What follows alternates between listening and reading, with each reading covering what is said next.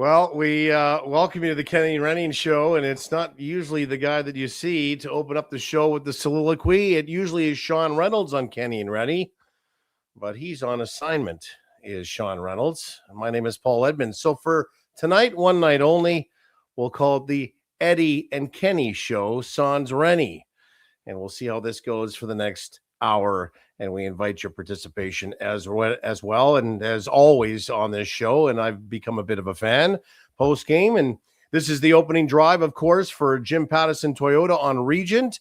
And a lot to unpack tonight when we talk about the 5-1 loss to the Winnipeg Jets, or for the Winnipeg Jets to the Montreal Canadiens. It's been a long day today. Winnipeg comes in. The last game, certainly before the Olympic break. It's their only game, if you didn't know, at home in February. They won't play again until March the 3rd at home against the Chicago Blackhawks. So the next couple of games that they have in February will be on the road, and an important road trip for the team as well. And we'll discuss that as part of our unpacking as we go along. But a 5-1 loss, Winnipeg drops certainly to 26 losses on the year, 22, 26, and 8. Montreal improves to 32, 17, and 8. Montreal did tonight what Montreal has done seemingly all season long and trending for the last couple of years. They've got some young, speedy players that get up the ice, complemented very well with some veteran presence and their captain and Josh Anderson and Nick Suzuki, as I mentioned, their captain. Excellent goaltending tonight from Sam Montembeault, whose numbers were not very good against the Winnipeg Jets coming in. I mean, he was 1-4-1 historically against the Jets with Sam Montembeault, a goals against of over 3, a save percentage well under 900 at 881, and yet he was part of the difference in this hockey game tonight. So you look at how it unfolded. There's a number of things to discuss when it comes to what happened after the first period. Scott Arniel in his post-game address, I believe, summed it up probably the best way. He said, we got on the wrong side of certain people at the wrong times. And that was what Montreal does as they play into that transition game. They get up the ice.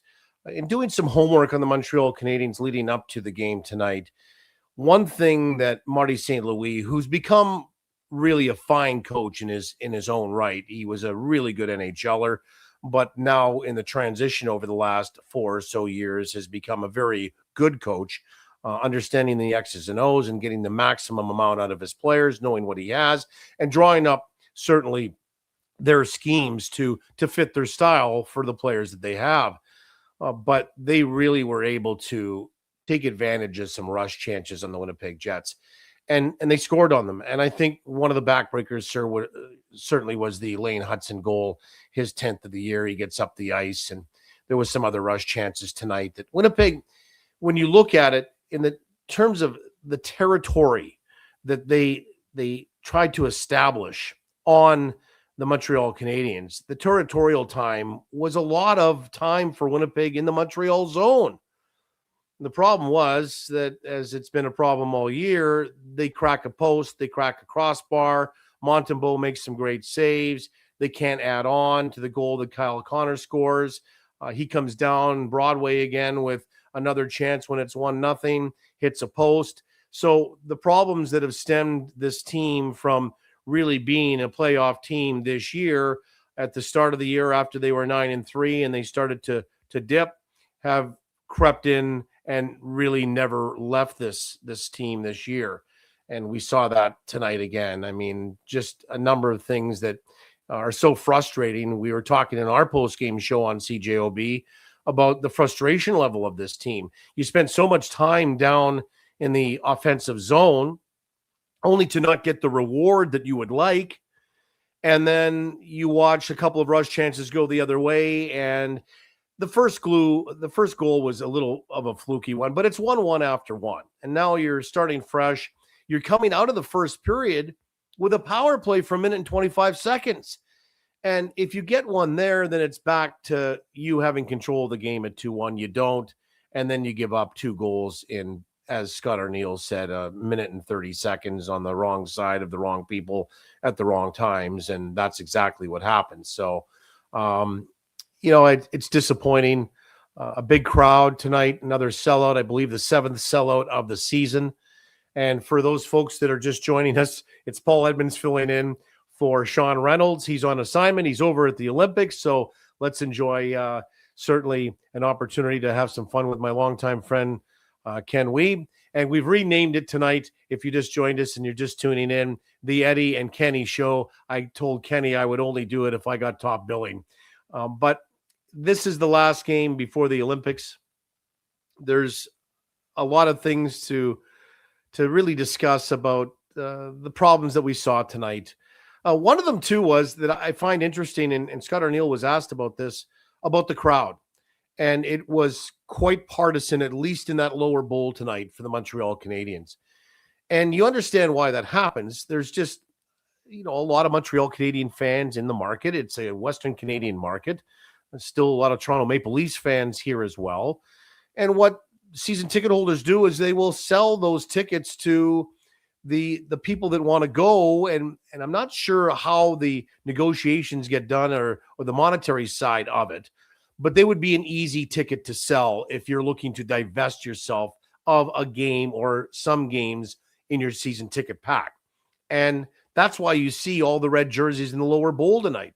Scott Arniel said it was disappointing. I think that was the quote that he used. And I get to go to all of the games right across the National Hockey League, and the Winnipeg Jets and their fans travel very well. So to see it tonight, sure, it's disappointing as a Winnipegger, but I understand why it happens, and so do we. And they could have been quieted down had the Winnipeg Jets scored a couple more goals or took over the game. As it was, Montreal scored the goals in the second period that swayed the game in their favor. They get 2 in a minute and 30 seconds, and then Winnipeg's in chase mode after that. So, it was just a microcosm tonight of a lot of things that have gone on in the season. And the frustration level that we see has been elevated because they're not scoring goals. They run into a good goaltender. They hit a post.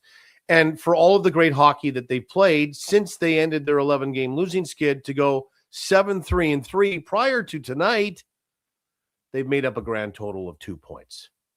They were 11 points back when they ended that skid against the Los Angeles Kings for 11 games. They went into tonight with their only home game of February against Montreal, looking to split the series, 9 points back. So that's where you're at. That's the situation at hand. And the Winnipeg Jets will look to really come out of the break refreshed. And they're still talking about the fact that they're in it. And they are, because mathematically they're not. But there's 26 games left.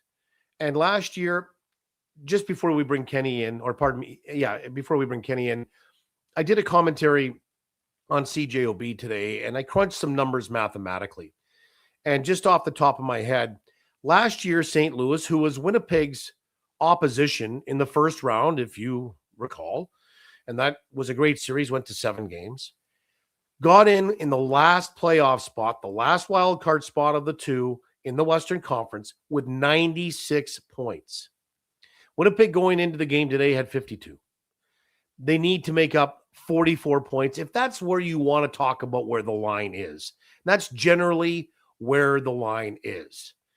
And in saying that, now you've got 26 games remaining, 27 leading up to today. You had to look at winning 21 of 22 of those 27 games to make up that 44-point differential. So before your eyes gloss over, winning 21 or 22 of 27 is somewhere in around a 770 win percentage. You're going to have to win 77% of your games. And the Jets last year, even being the best regular season team, the President's Trophy champions, played at a 707 winning percentage or points percentage clip. So in order for them to get into the playoffs, they'd have to exceed that on what was almost what you would call a perfect season from last year. So it's going to be tough. They'll fight on, and they have to. And you want to see an entertaining brand of hockey. You want to see them be competitive. But they are in a crater that got dug by an 11-game losing skid. A crater that right now, I wonder if you can probably feel that you're closer to the Earth's core than you are to the Earth's surface. And that's how big the hole is that got dug, certainly in November and December. And they've tried to pull themselves out in early January. And since then, they played better hockey. But the fine line is just the air for losing and mistakes is just so fine and so tight that it's difficult for the Winnipeg Jets to look around and say, we got a point out of Dallas. We go 2-1-1 on the road trip. It's okay. And then you come back and you could just see them squeezing to try to get back in the hockey game. They have to open it up tonight when they give up 2 goals off rush chances. And then it's harder to get those goals. And then, of course, there's a couple of add-on goals. And if you were at the game tonight, or if you watched the game tonight, how about the chances that Montreal had with the empty net? They were just firing it down the ice, and they were taking the icing call. It was target practice at one point. They kept missing the net. I don't know if it was by design or not. I think you want to probably put it in to get the empty netter. But there was a lot of things, if you were a Montreal Canadian fan, that you liked, if you're a Winnipeg Jets fan, that you were frustrated by watching tonight, although there was elements of their game that you really liked. So let's bring Kenny in. It's the intro for Kenny. It's his show. So Kenny will be pushing the buttons, and away we go. Let's bring Ken Wiebe in.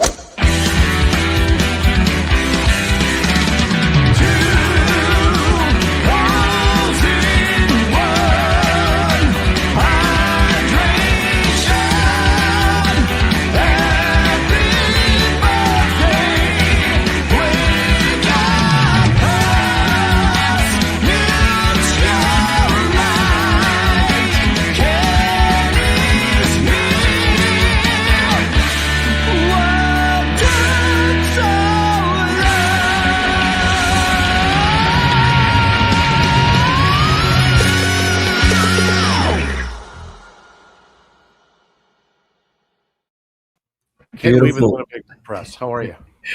Paulie, great to see you. And excellent job handling the opening drive for Jim Pattison on Regent. I haven't done this for a while.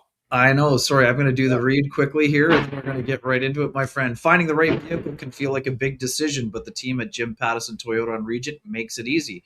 They'll help you find the perfect fit from their wide selection of new and pre-owned Toyotas, all backed by great service and honest advice. So if you're ready for something new, stop by Jim Pattison Toyota on Regent or start your search online at jptoyotaregent.com. Paulie, great to have you on the board here. I mean, as a childhood wrestling fan, this has got a little bit of an NWO takeover feel to it, and I'm here for it. And it seems like some of our viewers are here for it too. As you mentioned, we did share the airwaves quite a bit, whether it was in the TSN 1290 days or back to the Gold Eyes days. So always a pleasure to have you. And great job starting off the soliloquy there. But what maybe stands out about the first period, maybe Jets' inability to push that game to 2-0, or maybe even beyond, given like you said, the Kyle Connor post. You had a Vlad Nemestikov chance. You had Nemestikov finding Niederreiter. Yep. As I wrote in the Winnipeg Free Press here, Paul, it just felt like that inability to put the team away early when they might have been vulnerable might have been the Jets' undoing this evening. Yeah, as I mentioned, you get that goal. You're playing fast. You're playing quick. And even I thought the third line was quick out of the gate tonight as well. Nemestikov and Niederreiter and Taves and Nemestikov and Niederreiter created some chances. They had a couple of odd man rushes and some opportunities, and Niederreiter coming right down Broadway looking for point number 500. Montembeault makes a save on him. Nemestikov as well. There was a couple of missed opportunities. There was the post that they hit. Again, I think you're coming out of that first period and you're okay. You're at 1-1. The goal that is scored by Oliver Kapanen is a fluky type goal. They keep it in at the line. It looks to me, in watching the replay of it, that the Jets are sort of in a man-to-man positioning there inside their own zone, and everybody's got their man. Well, Cole's got his guy, but Kapanen's slightly behind him. But when the point shot comes in, Cole thinks that he could take the pass, he can stop the shot, and then away he goes because there's nobody in front of him. He can either skate it out, he can outlet it out, or somewhere along the line, Winnipeg is going to make that first pass out of their own zone. The problem is that he fumbles it, goes off his stick, he handles it again, it ends up going over to Oliver Kapanen. And at this point now, everything's shifted over toward Hellebuck's right. And now Perfetti's trying to scramble and amble back toward where Kapanen is. He ends up falling down. Hellebuck's down and out. Kapanen is in the perfect spot. The puck goes to him, and all he has to do is wait out Hellebuck, who's down, and he goes to the top of the net, and you're tied at 1. Even at that point, you're okay. You get through that first period, and now they take a penalty, that being Montreal, late in the first period. You're coming into the second with a fresh sheet of ice on a power play for 1 minute and 25 seconds, and you don't hit a goal. You don't hit the back of the net with a goal. You don't find pay dirt. And those are the types of things where if you're not jumping on those opportunities, you're allowing teams to hang around. And buoyed by the fact that half the lower bowl is cheering for you, if you're Montreal, you stabilize that. Next thing you know, the Jets are pushing. Your goaltender, you know that your goaltender is playing good, so you can maybe take the extra chance, and they get 2 rush chances in 1.5 minutes. And now the Jets are playing from behind and not necessarily controlling the game from the way that they want to play it. Now they've had to open it up. But there was chances that they had. The power play was the missed opportunity for me. I'm not blaming the whole game on the power play, but you get a goal there early in that second period, and you've already scored in the power play. You had one in the Dallas game, so you've got power play goals in 2 consecutive games now. The rotation was good. I think it probably changes the complexion if you get that goal in the power play, but the power play really has struggled all year. So you haven't been able to rely on it, and you couldn't rely on it again in the only game that you're going to play at home in February. Yeah, no doubt, Paul. And I agree with you. I thought that the power play was excellent in the first period. That's among the crispest passing that we've seen from them. And there's 3 or 4 excellent retrievals where the Jets had to win one-on-one battles or either speed battles or get their stick involved. Really impressed by that. Josh Morrissey has a keep at the offensive blue line. Puck's not able to get out. They bang it around. Shifley down to Vilardi, over to Connor. I mean, bang, bang. I mean, pretty impressive stuff. But then we didn't see that level of crispness in the second period. I'm curious, do you think the Canadiens made an adjustment? For sure. I mean, there's always adjustments in the game. I'm not so sure that it wasn't the fact that they got their legs underneath them and started to skate better. There was a little bit of a conflicting report. It was interesting, and you were in the room after, Kenny, so maybe we'll ask about this. Kyle Connor, did he say that they didn't feel that their forecheck was very good as the game went along? And then that was, I think, retorted by the head coach that he felt that they did. So I didn't hear it all, so I don't know exactly what was said. I thought their forecheck was pretty good in the first period. I thought for the most part, their forecheck all game was pretty good because they spent a lot of time in the Montreal end. They didn't spend a lot of time in their own zone. There was rush chances that cost them. But I just wonder if maybe Montreal handled that press by Winnipeg much better as the game went along, especially after the first period. And that could be how they sorted things out and made the adjustments from the first to second period. Sure. Just the direct quote, I have it here from Kyle. So he said, "We didn't take care of our forecheck well enough to cover their D coming up the ice." So that, I think, that was maybe where it got lost in translation when it was relayed to Scott Arniel, because as you mentioned, Arniel thought the forecheck itself was fine, but it's more a matter of the F3 not being as aware as they need to be when you're facing defensemen like Mike Matheson and Lane Hudson, Caden Gooley, guys who love to get up the ice the way that these guys did. So I think that's what. And then Kyle went on to say, when I asked about where the speed gave them issues, he said, they weren't as sharp as they needed to be, recognizing when they were jumping up in the play. So I think that was sort of, the two people were kind of saying the same thing, but it just kind of wasn't necessarily directly related to the forecheck element. I think Kyle's point, though, being that if you take care of the body on the forecheck, maybe you don't give the defenseman a chance to get up on the rush itself, and then rather than be reliant on the F3 to kind of chase that guy up the ice. But I mean, Scott O'Neill was very,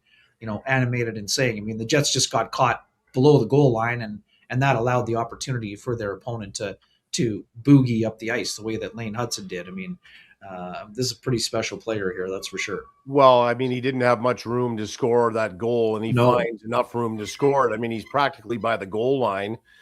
It ends up being the 3-1 goal. I mean, it wasn't the winner. I mean, Josh Anderson had the winner earlier in the period. The one thing about Montreal that's interesting, and we didn't, if folks were watching the game tonight or were at the game, I saw this more in Montreal on December 3rd when the Jets lost in a shootout that night. And it's interesting because I think this is the style that Marty St. Louis wants his team to play. And again, I talked about this in the opening, that you fit your system to what you have, right? You can't just say, well, we're going to be a highly offensive, skilled team if you have a bunch of pluggers. Or if I've got a bunch of pluggers, I mean, try to turn them, or if you have a bunch of highly skilled guys, I want you just to be a bunch of grinders and check. It doesn't work that way. You have to mold your team and your systems to what you have in terms of how you can play it. And the one thing about that defense, they're mobile, they get up the ice, but because of that, they also have pressure points all over the ice. And Caden Gooley especially, we've seen Lane Hudson do it. It wasn't on display as much tonight. But my point is this: you'll see the Montreal defenseman on the forecheck in the corner up the ice. And then they're just waiting for somebody to fill back in behind them. And that's the forward's responsibility. But I mean, sometimes your F1 for the Montreal Canadiens will be one of your defensemen. And we saw that in Montreal.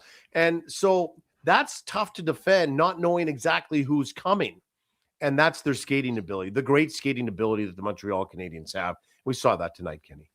Yeah, no doubt. And Paulie, I should have said you're looking sharp tonight. And knowing you were going to be looking sharp because I saw that suit in the morning, I got out one of my best from Frankie and the boys at Vittorio Rossi, including the first tie I ever got from Frankie and the boys back in the Sportsnet days. So if you want to look like Kenny and Renny, head on over to Vittorio Rossi on Corden.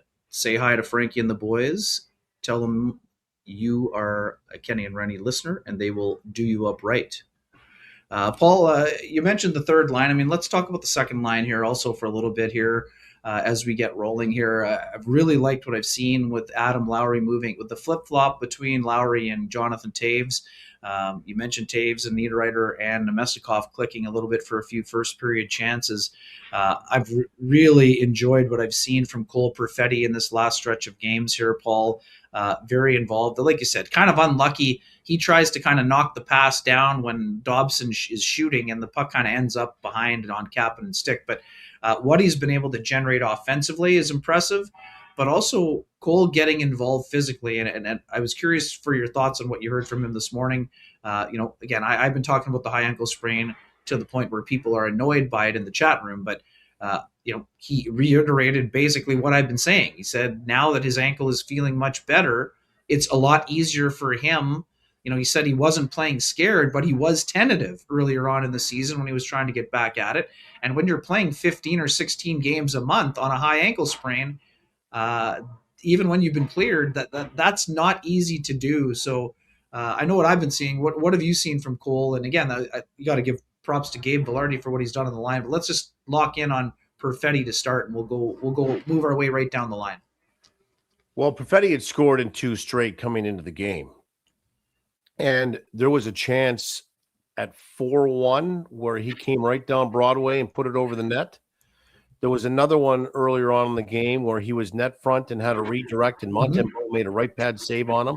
Like, all of this is off the top of my head just from remembering the game. And so the chances are there. So let's talk about the injury for a second.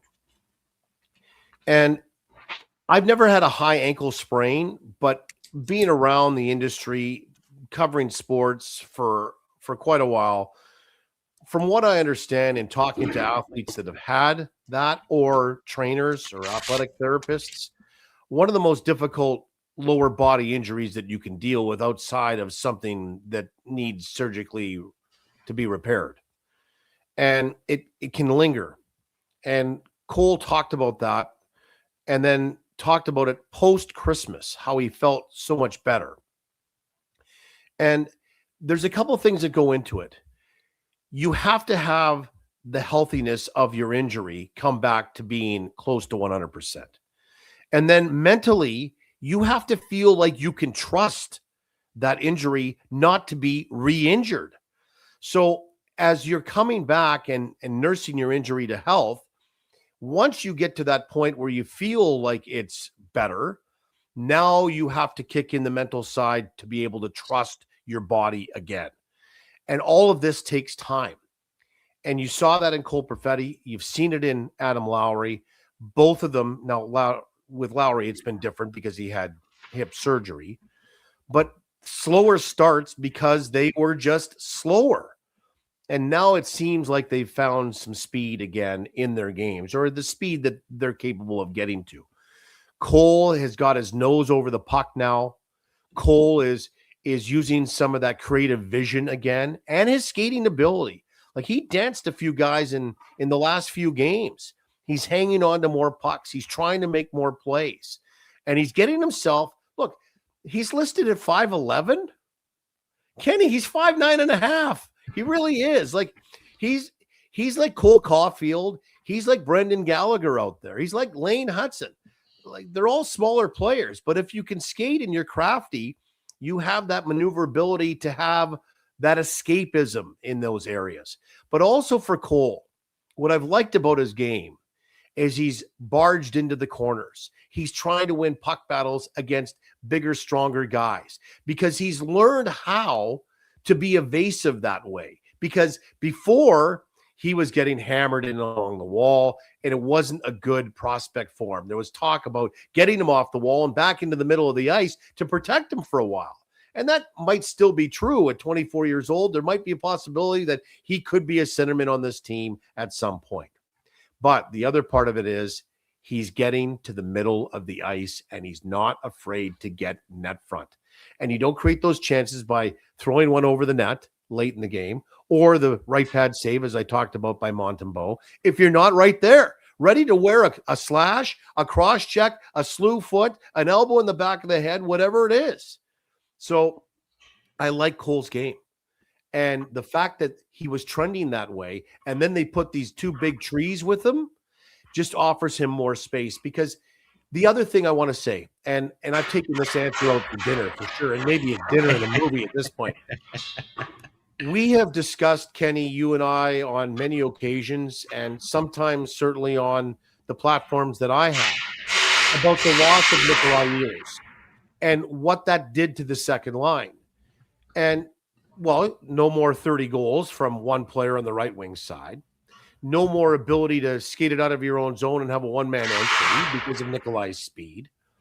But also Nikolai was able to pull guys away from Nemesnikov and Perfetti the last two seasons and open up more space for them. Well, now it seemed to me like Cole was starting to drive on his own.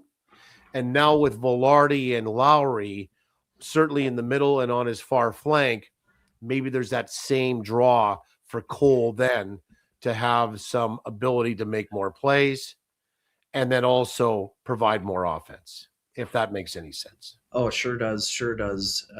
Let's go. Hang on a second here. I think I'm going to go to the Flame and Comfort Hot Take Award here from Chuck R. Winnipeg. Youth and Speed won tonight. This will go down as a Flame and Comfort on the Sharp Take variety. And folks, that's your KNR Hot Take, brought to you by the good folks at Flame and Comfort, Manitoba's premier supplier of fireplaces, wood stoves, inserts, and everything hearth-related. After 50 years of heating up the world, Flame and Comfort has moved over to 1465 St. James Street. You'll find it will be one of the most impressive showrooms in Western Canada. You don't need your hot takes to keep that warm feeling inside. Visit Flame and Comfort as soon as you can. Paul, I think you hit the nail on the head there. Also, too, I mean, let's again, we understand where things are with Adam Lowry, and we know his effort level has always been there. The hip surgery has obviously been a factor. He should be one of the guys that benefits greatly from the break. But let's talk about Gabe Vilardi's ability to drive his own line in a lot of ways. And again, this is not to say he wasn't driving on the top line, but he doesn't have to be the primary play driver with those guys, given the speed of Mark Scheifele and Kyle Connor. But Gabe always played an important and influential role, given his ability to find time and space for those guys, his ability to retrieve pucks, win board battles, get to the front of the net where he can be a magician. But what have you liked about Gabe's ability to be the primary shooter on that line, and his ability to get to the net and do some of the things that he's done, whether it was with Jonathan Toews previously or now with Adam Lowry and Cole Perfetti? Well, I like guys, and I will tell you that I think Mark Scheifele is probably the best at it. And if you threw a puck against the boards in the corner, wherever, and sent two guys and one of them being Scheifele, and I don't care who the other guy is, Scheifele probably 95% of the time is going to come off the wall with the puck. Or it's going to be a good battle. Gabe Vilardi has that in his game as well. And the only time that Gabe doesn't win those puck battles is usually on a 2-on-1 situation, and the puck ends up back in behind him, and you lose puck awareness, and he doesn't know where it is, and they scrape it off the wall, and they're gone. But he uses his body to his advantage at 6'3". He's got a really good reach. I think he's played some soccer in his day because his footwork is very good as well to try to dislodge pucks off the wall. And sometimes if you're trying to break free off somebody, all you can do is maybe kick it from your skate to your stick. He has that ability. The other thing I like about him that I don't know if a lot of people have noticed or we've talked about, but he likes to shorten down on the stick like Buff used to do, right? Protected, shorten down on the stick. And I think the one thing that we really see on display when it comes to him coming off the wall, that's got to be you, isn't it? Yeah, I think so. Yeah, okay. When he's coming off the wall, he's got really slick hands. He can really stick handle in a tight space and make a pass or shoot a pass. When he comes, especially off the power play, when he does that drop step move off of the goal line in front of the net, and he had one of those tonight, and it's dangerous. But he's become a real value in a top 6 right wing position for the Winnipeg Jets, of which they really only have one right-handed shot, top 6 right wing, right? So, they're moving some pieces around, but he's been on the top line. He's come back on the second line. I think that he's become a very valuable piece to what they're doing up at the top. And he's having a tremendous season. At 21 goals, he's on pace for 30 or 31, which would be a career high. Yeah. And I hate to mention this, but he's been healthy for the most part too.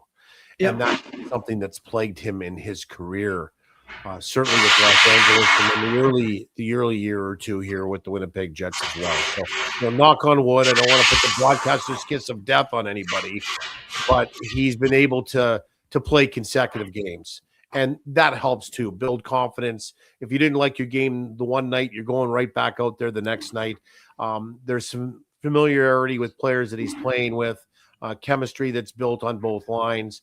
And that's where the value comes in, is your ability as a coach to move him up and down on one or two of those lines. If somebody needs to have somebody driving, okay, let's call in Gabe. Let's put Gabe there. If we feel that line's going really well, and then the second line maybe isn't, we'll move Gabe down and get those guys going as well. So I just think that, Gabe was a centerman coming up out of Major Junior in Kingston. He ended up moving over to the right wing side. And I think he's been a real good fit for the Winnipeg Jets there. And he'll tell you that he's enjoying playing there as well. And especially when you're having what is trending to be a career year. Yeah, and I just find Gabe is such an interesting guy to talk to also, Paul, right? I mean, he's not the traditional cliche. He doesn't get the cliches going very often. He's not afraid to engage. He wants clarification on a question, or if he doesn't like a question, he'll tilt it back on you. I had one of these exchanges with him in New Jersey. It was off camera prior to the game there. I was asking him about, feeling if he was feeling like he was driving play. And he said, not really lately, but he's like, well, I guess since I moved to the line to a degree, yes, but, I need to bury my chances do a better job of burying my chances. What does he do that night? Absolute roof job in the game, top bunk there on Jake Allen. So, he's a very thoughtful, insightful individual. And, he's a guy that you enjoy talking to. I mean, sometimes he can be curt and short, and that's fine too. But I like his demeanor. He's a guy that doesn't get super high when he's roll on a big roll, and he doesn't get too down on himself. He gets frustrated, but he also doesn't. His lips not hanging around if things aren't going super well. He battles through it, and he's done a great job of. He's a guy who's a high draft pick. Spent most of his time in LA in a bottom six role primarily, maybe some second power play minutes, but he's come over much like Blake Wheeler, Andrew Ladd before him. He's gone from a place where he's been more of a third line guy to being a top line guy or a top six guy. And he's shown incredible ability to cash in on his opportunities. And that's one of the reasons why he earned that extension in the summertime. He's also been open about some anxiety issues that he's had. And he has to battle that. And we need to remember these guys are human. I had a great conversation with Gabe one time about his celebration of goals. Mm-hmm. And I was told a long time ago by a scout that scouted a lot of kids hockey in the Western Hockey League. He's a Manitoba-based guy, and then he ended up doing a lot of pro scouting as well. And in talking to him one day, and I thought this was really interesting because it's so subtle, it's almost too obvious. So I said to him, what do you look for in a goal scorer? And he said, a guy that loves to score goals. And I said, well, what do you mean by that? Well, when a guy celebrates a goal, like I watch for that. I want to see a guy celebrate a goal that's loving to score goals. And it's just part of those subtleties that you look for in a player. That was one of the things that he looked for. And Gabe Vilardi in his celebrations loves to score goals, right? Like Kenny, in the analytics side, I don't want expected goals. I want goals. I want real goals. I want real goals. And Gabe Vilardi likes scoring real goals. And you can't take that out of the player, right? He's having fun doing that.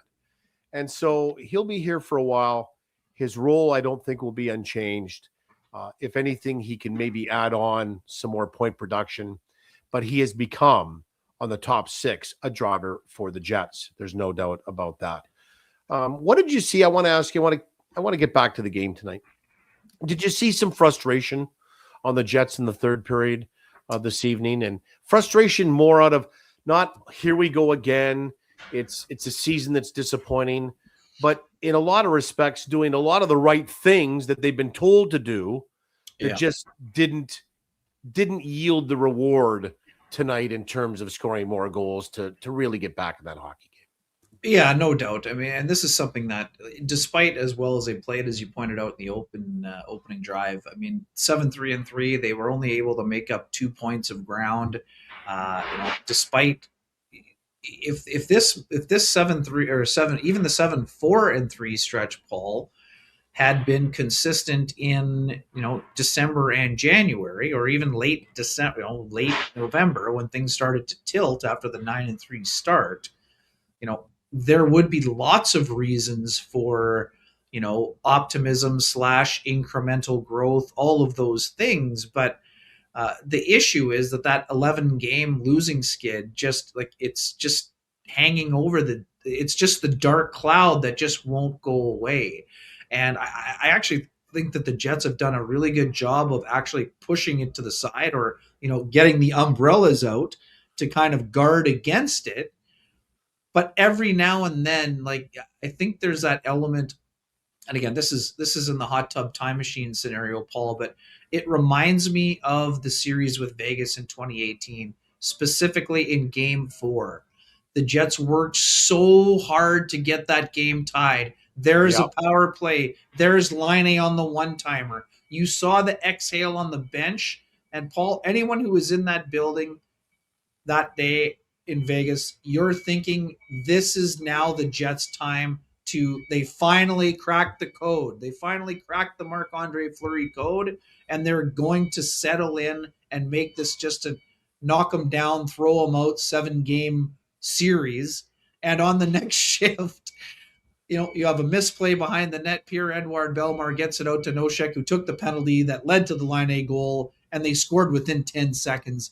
And you just saw the bench that just went from, here we go, boys, this is our series, to absolute deflation station, Paul. And again, I'm not saying that happened today necessarily, but after such a great first period and then giving up the bang 2-76, it just seemed as though the air popped out of the balloon a bit. And again, like you said, to their credit, they actually still kept pushing in the third, just weren't able to get it within a goal before the fourth goal was scored. And yeah, I mean, I think that we've also seen too, the Jets also have done a good job of staying positive in what they're saying when it comes to belief. But these are smart guys, Paul. I think there's no quit in them, but I think that they know how steep the uphill climb is. And yeah, I think that kind of crept in a little bit in the third, where they kind of think that, man, there's another glorious chance that Montembeault stops. This probably isn't going to be their night. I did think that was kind of part of it. Yeah, the final shots on goal here are 37-27 unofficially. And Winnipeg, I mean, 13-12, and then another 12. I mean, there was a lot of pucks going toward the Montreal net tonight. And Montreal might say, we got away with a 5-1 victory. Not got away. We played to a style that we're very comfortable in playing, that we execute on most nights. But I don't know that you want to go into a game giving up 37 shots every night. And as I said, that's a career night here against the Winnipeg Jets for Sam Montembeault. Yeah. His numbers were nothing special. In fact, they were a little bit pedestrian, frankly, when it came to head-to-head against the Winnipeg Jets. Yeah, they've lit them up for a few times in this barn. Yeah, for sure. But Montreal is playing a much better, brand of hockey, and they sweep the 2-game series over the Jets, and it's just it's disappointing to see what's happened here. And I mean, the other thing that I find interesting about this game tonight is that, and it's again a microcosm of the season. For the last, I would say, 3 years under Rick Bowness, one of the traits, one of the characteristics, one of the foundational sort of elements to the Winnipeg Jets in terms of their DNA was their ability to be patient. And they don't have that patience this year because they don't have the scoring. And the patience would always be late in the game, Ken, you saw it. They would be in a deficit situation by a goal. You just knew that they were going to press to get it with the confidence that they were going to shoot everything that they had and put guys in the best spots to tie that game. Or if they were tied, they were going to score a goal with 2.5 minutes left to get the winner and to take the game and snatch it away from somebody else. And again, the frustration you can see because they don't have that sense of patience in their game right now because they're pressing and they're not playing the way that we had gotten used to seeing them play because of that the last few years here this season, because they're not scoring enough goals. I remember, and this is just so odd to say this because everything has a turn, things are cyclical, but I had a conversation with Paul Maurice going back a number of years. And sure, Wheeler was here. Maybe Stastny was here. Ehlers was here. There was some others, right? And the foundation of Morrissey and Byfuglien was here too. But Morrissey and Connor, and now you've added on Vilardi and Scheifele was here as well. They're still here. Some of those guys are still here. And Paul's saying, I just want to clean up our defensive side of the game because I'm not worried about scoring goals with this team. And he felt like that way for a long time. And for a long time, that was true. This year, though, their inability to score goals has really hurt them, because when you look at the goal differential, it's not that bad for a team that is 4 games under NHL 500. It's not like they've been pumped in a lot of games. Tonight, 4-goal differential and a 5-1 loss, but where they're going to need help is to try to find some more goals, however they need to do that, or they might have to change the way they slightly play in order to create some more opportunities for those guys that do score goals. You betcha, Paulie. And speaking of scoring, you can score a great rate with our friends at Cambrian Credit Union. Getting a mortgage doesn't have to throw you off your game while you focus on home sweet home.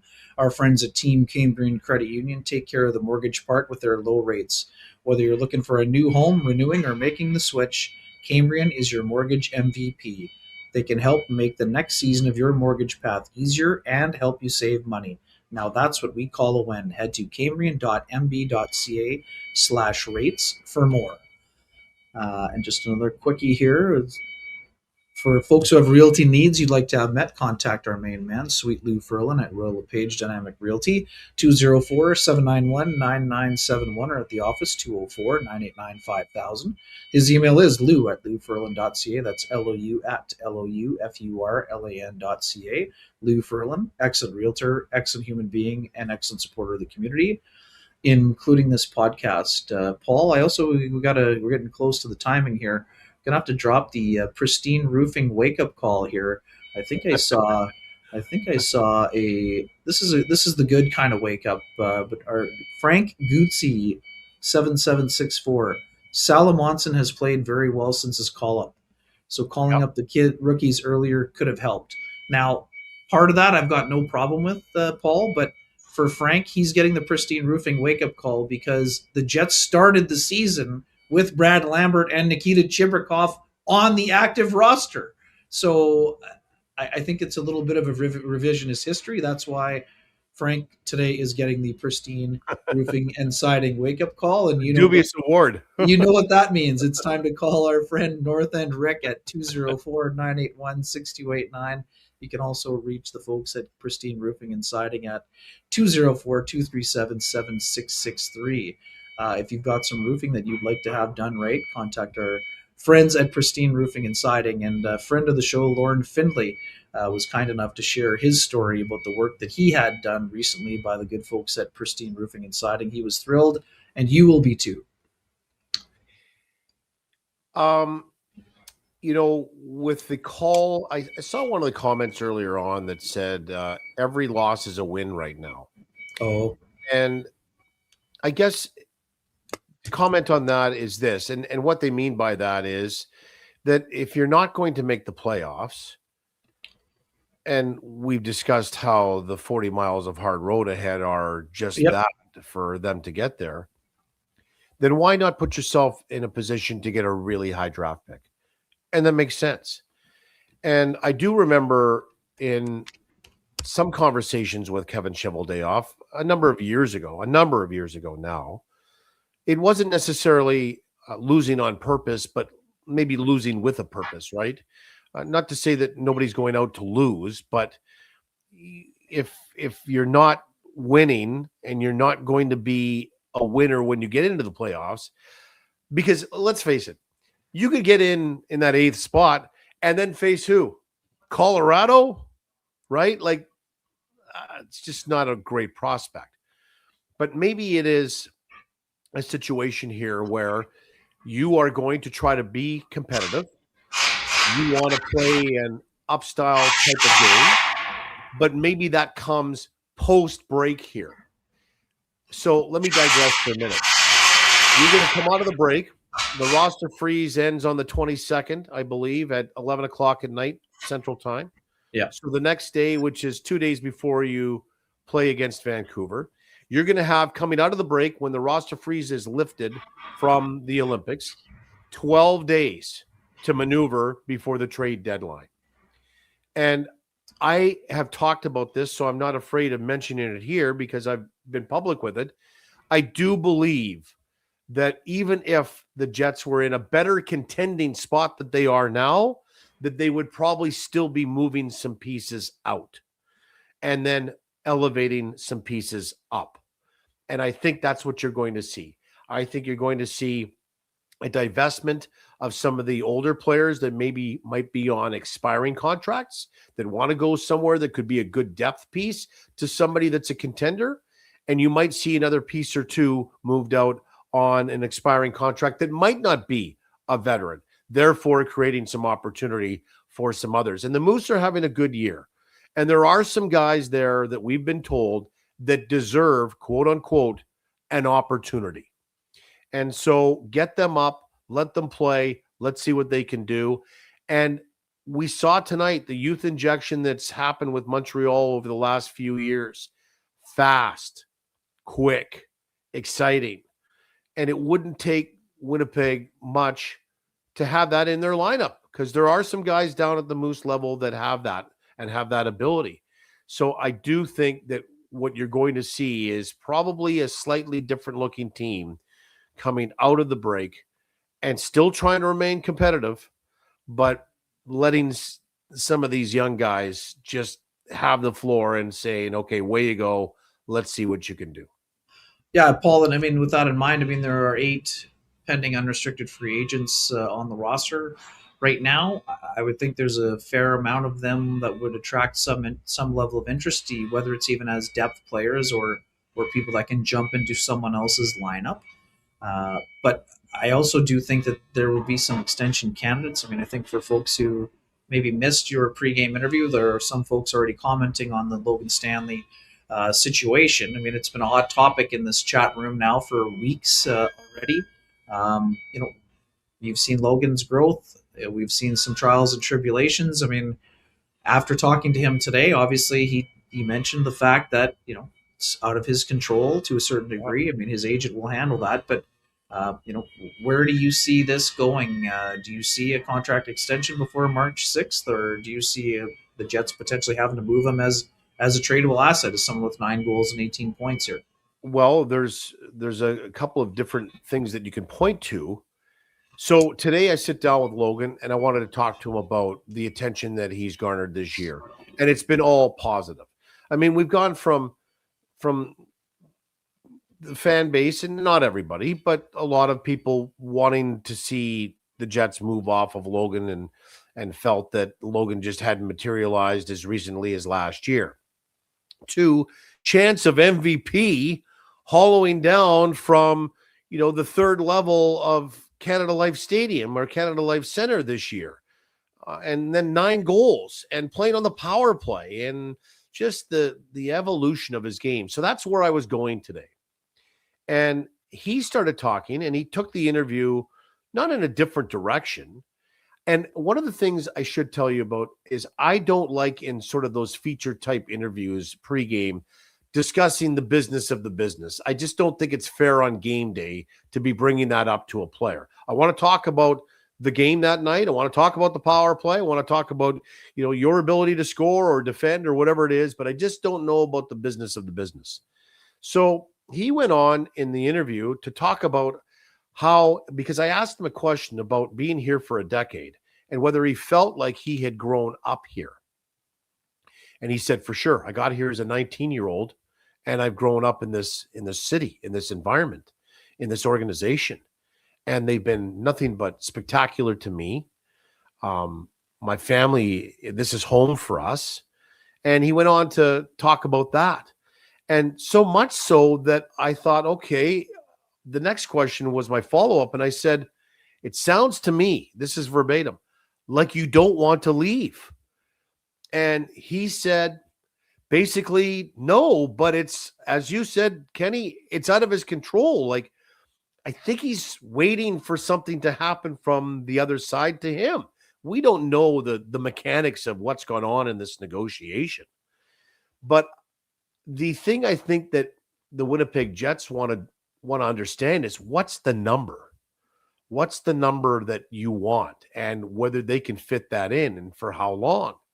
Or does it make sense to move him for something that we could really get back in return? Because if the price is a first-round draft pick this year, to have 2 of those in what's reported to be a pretty deep draft, maybe that's what's on the fence here with the administration, and they're just trying to discover and decide on what they want to do. So there's the conundrum, but they're going to have some time to think about that over the Olympic break. And then they're going to have coming out of it on the roster freeze, presumably 12 days to figure it out.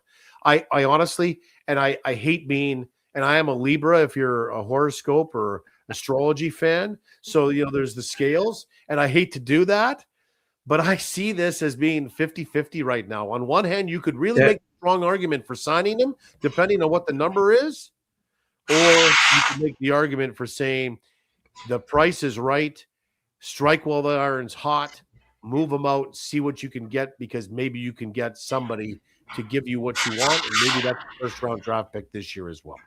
Fair enough, Paul. You don't have to go 50-50 when you're talking to the good folks like Glenn and Jonah at Myers Drugs. They've got you covered for all of your nutrition needs, your supplemental needs. They deliver all around Winnipeg. So go out and see our friends at Myers Drugs and tell them Kevin Renny sent you. Paul, I'm with you, and I apologize, folks. In my old setup here with the microphone, I've set up with a new cable that they used to more like mute out the background. I've just noticed in the comments about the mayhem happening behind us as they get ready for the concert. So when you said it was on my end, I thought you were worried about my internet connection. I didn't hear the backing up of the truck here. As I think they're doing a reno behind you. Oh my gosh! Pristine roofing is there, I think. Yikes! Sorry about that, folks. Yeah. Let's go to the awards quickly, and then I want to get your thoughts on some Olympians here quickly. Also, Paul, the Johnston Group, we've got you covered.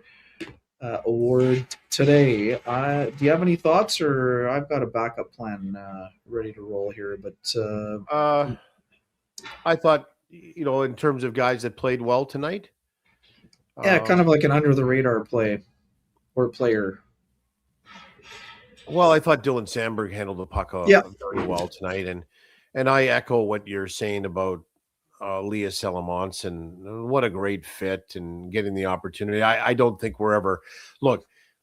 Coach Arneal mentioned today in his morning press conference that it looks like Salamonson and Phillips are probably going to go back. He thought it wasn't confirmed, but probably going to go back and play a couple games with the Moose during the break. No sense having them sit around. So I don't know what's going to happen with Isaac after that, because maybe you're going to get another defenseman that's ready to go after the break here as well. But I can't see them keeping Elias Salamonson down with the Moose. I think that the time has come for Elias Salamonson to stay with the Winnipeg Jets. He has played that well. And when you look at that second pairing with Sandberg, the two of them are the future here. They really are. Now, Neil Pionk's going to come back in and probably bump Elias Salamonson. Maybe down to that third pair, or depending on what they want to do with it. But then again, that comes back to the part that we're talking about. Maybe some of those assets on the blue line that are a little older are moved out, because that's where you're going to free up spots. I can't see Elias not playing at this level anymore. There's just, if he's playing this well and handling the puck and shooting the puck and holding the line and defending, there's no sense in sending him back to the Manitoba Moose.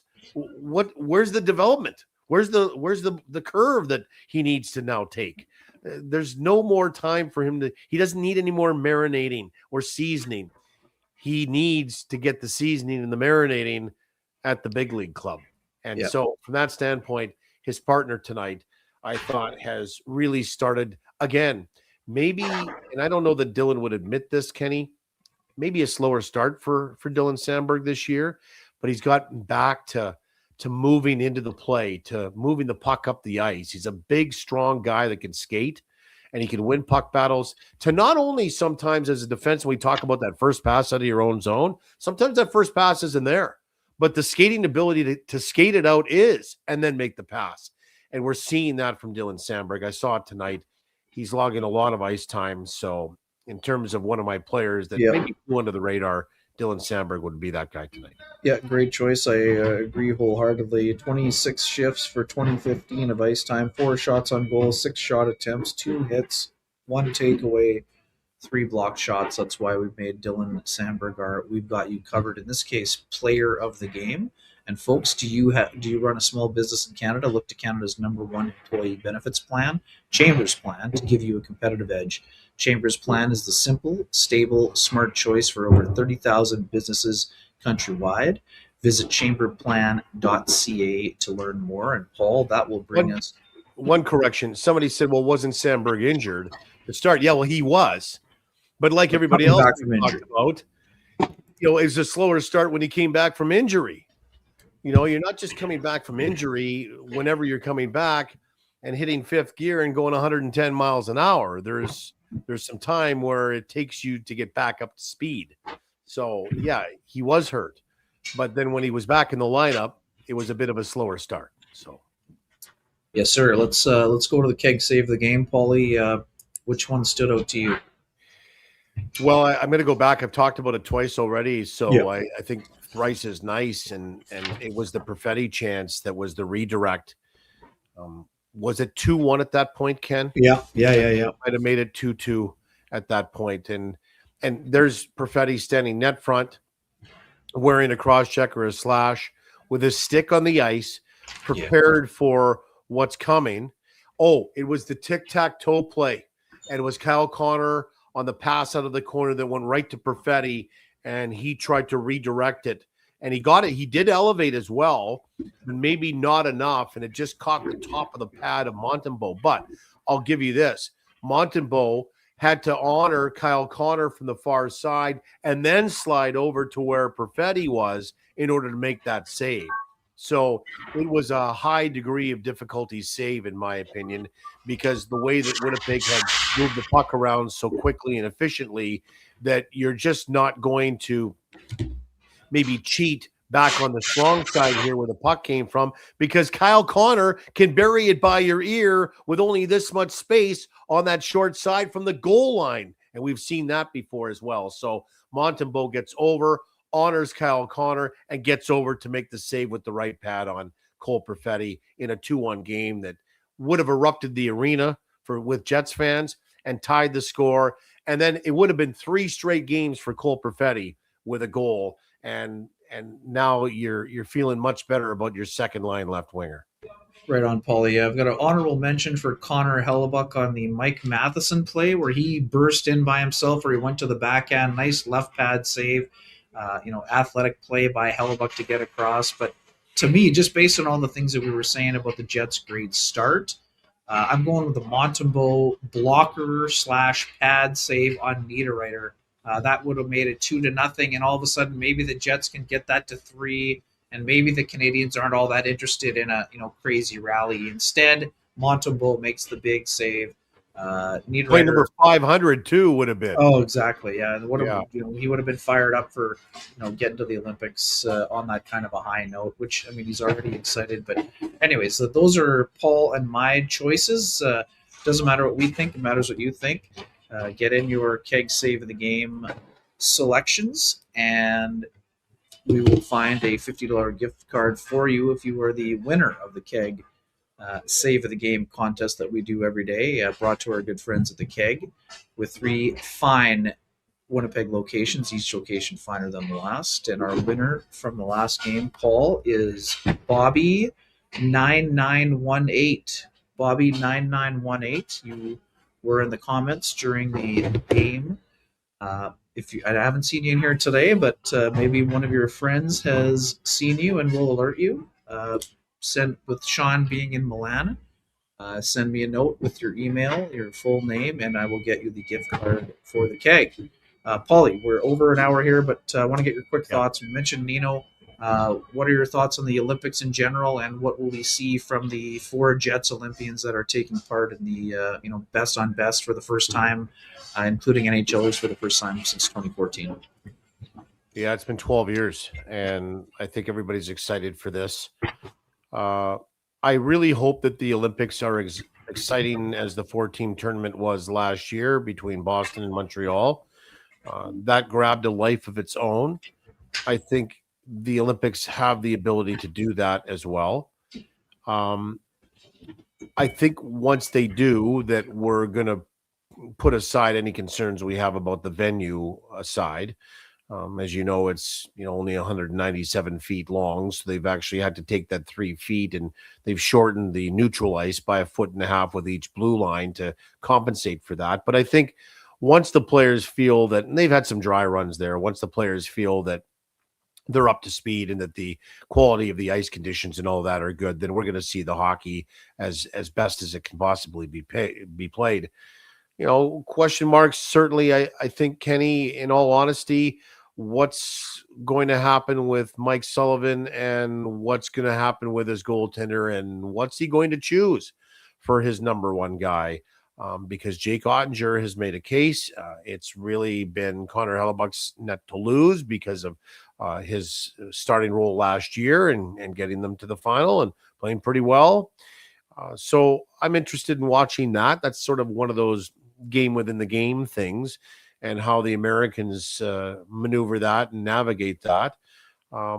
What kind of presence does Kyle Connor have this year? Because he didn't play in the final game, and that certainly I think would be motivation for him this year. The Canadians with Josh Morrissey, there would be somewhat of a target on their back because they did win out over Finland, Sweden, and the United States in a precursor tournament to this thing last year. So that's always of interest. I'm going to watch. I can't wait for it to start. And then for Nino, his second time, and it's going to be really close to home. I mean, Switzerland is so close to Italy. I believe his hometown is just 4 hours away from Milan Cortina. And there's probably going to be a lot of Swiss fans. Swiss have the ability. They've done it before. Old friend Ralph Kruger upset Canada a few times. He's not going to be there, but for Nino, his second opportunity, he's very proud. I've talked to him twice about it. And the one game that I'm going to be interested in watching is Friday the 13th, Canada and Switzerland. So yes, we're going to, we'll want to watch the Finns and the Swedes and Canada and out of their pool and the Americans and all that. But the Swiss and Canada are in the same pool, and Friday the 13th, they play each other. So I'll be pitting in and watching that. And the interesting part about this, and I did some reading on it, because it's really only an 8-hour difference in time between Italy and the east coast of Canada, or I guess 9 hours. No, it'd be 8, I think, to Central and 7 hours to Eastern. You're going to have a much more made for TV time zone, less restrictive type of tournament here. You're not going to have to be watching like over in China or wherever they were the last few years. These time zones that are like 12 hours apart where you're watching stuff at 3 a.m. or on a tape delay. So we'll be watching and have the ability to watch a lot of these games live, which I think will make for great television audiences over here in North America for sure. Yeah, should be tremendous. I am with you. I mean, I'm fascinated to see what the USA coaching staff goes with between the pipes, and we know that Connor Hellebuck's numbers are down league wide. The numbers are down, but the numbers with all three guys, Paul, this is fascinating to me. Swayman, Ottinger, and Hellebuck all within like 3%, like 0.003 percentage points on the save percentage, and goals against are almost identical. The only number that are different is shutouts and wins. And again, we know that wins are more of a team-related stat. So I'm not sure how much those are being weighted. I don't think they would be weighted heavily. One thing that has kind of annoyed me, now I get it. It's a fact. The Americans lost in overtime, and yes, Connor Hellebuck was the netminder, and Connor McDavid beat him. So the best player in the world gets beat on a clean look, unchallenged, unchecked shot. Right. And Jordan Binnington stops Austin Matthews at the other end, and somehow that means Connor Hellebuck didn't play well in the gold medal game. It's absolutely absurd to me. Now, there's lots of other evidence for other arguments. And, Connor Hellebuck and Jordan Binnington have gone head-to-head several times. In the playoffs, it's 1-1 in that contest. So, yes, Binnington beat him once the year they won the Cup, but even though it didn't go well for times for Hellebuck against the Blues and he got pulled a bunch of times, he still was the one left standing in double overtime of Game 7. So to me, I think that Hellebuck gets the Game 1, partially because of what he did at Four Nations, Yep. and also because none of those other two guys, he's the incumbent. I don't think either one of those guys has been head and shoulders above the rest in order to snatch the job away.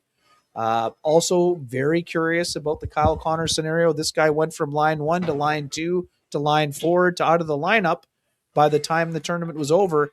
I said it at the time, and I'm going to say it again. I know it didn't work the first time. I think that Jack Eichel is a guy that could absolutely mesh incredibly well with Kyle Connor, whether that's with Matt Boldy on the other side or one of the Kachuk brothers. I'm not sure what the combo platter looks like, Paul, but I think that Jack Eichel skates incredibly well. He's Right-handed a right shot center. Yeah. He loves puck possession like Mark Scheifele. He can win board battles. I think he's worked incredibly hard on his 200-foot game under Bruce Cassidy. I think that those two guys could be absolutely lethal together. And again, I understand that maybe Kyle's got some work to do based on where he stood in the pecking order when it came to the gold medal game at Four Nations. I've seen a highly motivated player this year, Paul, just hit 25 goals for the 9th consecutive year. And again, it's also incumbent upon Kyle to make an impact early. That's one thing he didn't do at Four Nations. But I think if you start him with Jack Eichel, you could have a pretty lethal pairing there. And if you put Boldy on the other side, Paul, we've seen him a ton, one of the more underrated guys in the league. And maybe you put Gensel there too. That's a possibility. But those are guys, Boldy especially, great two-way game. Eichel, great two-way game. You get a little more insulation for Kyle, who he's worked on the two-way game, but it's not necessarily at the same level of a guy like Jack Eichel, who's really kind of added that element to his game in Vegas. Yeah, totally agree. I guess just to share stories from the road, I was and where that sentiment that you talked about with Connor Hellebuck really cropped up, and I really noticed it, was the last road game on Monday night in Dallas, right? Mm-hmm. There's a bunch of people that were media people that were billing it as Ottinger versus Hellebuck, and the winner of the game was going to get the starting goaltending job with the Americans. Well, hold on, let's pump the brakes here a little bit. Connor Hellebuck, as I mentioned, it's his net to lose. Now, how Mike Sullivan and the coaching staff for the Americans and Team USA see that, I don't know. But you're absolutely right. I mean, there would be no reason based on last year's past performance sheet at the Four Nations for you to pull Connor Hellebuck out of being the starting goaltender. But stranger things will happen, and coaching's sometimes based on a hunch. The interesting part about this Olympics as well is you have these groups of 3, or pardon me, you have these groups of 4. So it's really a sprint to come out and win your games in the round robin before you get to the qualifying. And that's what makes it really intriguing, is because there's really not a lot of room to duff one and have the breakfast ball, So you got to win some games, and you got to win them early in order to get to the qualifying round and beyond. So that's what I think is going to be really of interest in the first few days, certainly, of the Olympics and the men's hockey tournament. Right on. And just tying a bow on it all here, Josh Morrissey, someone, Paul, we've seen him from the time he was drafted here in 2013. Guy takes a ton of pride in wearing the maple leaf. He's got some extra motivation, just like Kyle Connor does. Yes, Josh Morrissey went home with a gold medal, but the nasty virus and illness that kept him out of the gold medal game is something that, knowing his competitive nature, that didn't sit well with Josh. We both talked to him about it. This is a guy who wants to be on the ice when the moments matter most. He's fired up to be able, he was a teammate of Connor McDavid at the World Juniors and at the Four Nations. Like, this is a guy who has carried a heavy load, Paul, this year with Sandberg out early, with the injuries the Jets have had to Pionk, playing heavy minutes. Yes, we understand that his point production has dipped a little bit after, really nearly a point a game, for 40 plus. I still having an unbelievable season here and on track for another 60 plus point year. But this is a guy who's worked so hard in his two-way game. He's still one of the more underrated defensemen in the National Hockey League.